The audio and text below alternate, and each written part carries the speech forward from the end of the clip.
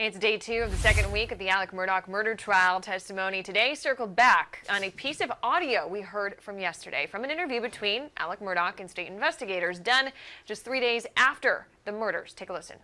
It was just so bad. They did it so bad. When you asked the defendant about the traumatic picture that he saw of Paul and Maggie, what did he say? It's just so bad. I did him so bad. I did him so bad. Yes, sir.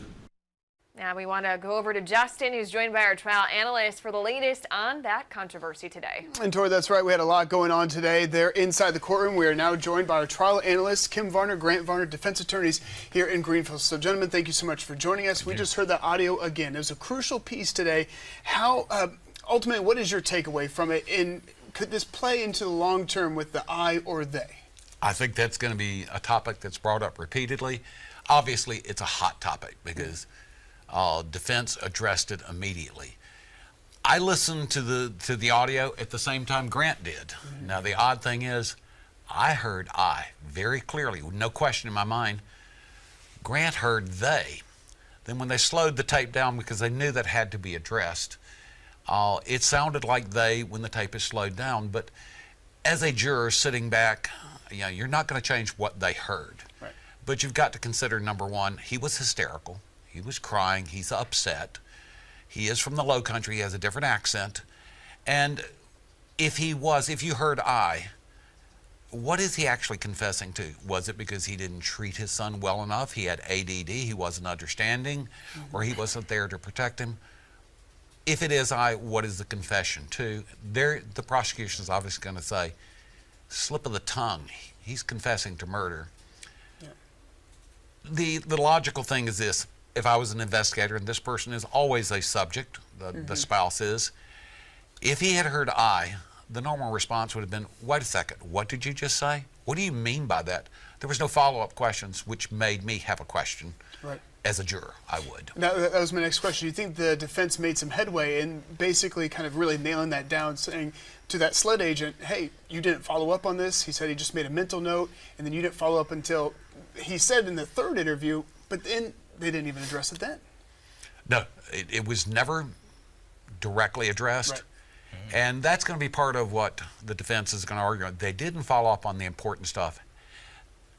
An old adage, if you didn't write it down, it didn't happen. Okay. And that's what they're going to hit from a psychological point of view is, can you believe a man would confess and the investigating officer never ask another question? He just let it go by. Yeah. That doesn't make sense. That was possibly one side with the defense. Grant, we were talking earlier, and you were saying the prosecution ended the day on a great note. Why is that? They ended on a very strong note. They had a cell phone expert testifying, and as we neared 5:30 today, trial arguably winding down for the day, they really started driving home some key points about Maggie's phone. It took, I think they said, 59 steps between the estimated time of death and time the phone was discarded, you know. And what they've been tying it back to is at 9:06 p.m., Alex Murdaugh is starting to make his alibi phone calls and text messages, and at 9:06 p.m. precisely, if I understood the testimony correctly, Maggie's phone takes the 59th step and stops. I think where you're going to see that go when we pick back up again tomorrow morning is, well, could that possibly mean Alex Murdaugh had the phone after he committed these murders, and that 59th step is flinging it out the window as he leaves Moselle to go to his alibi? I'm confident that is where that's going.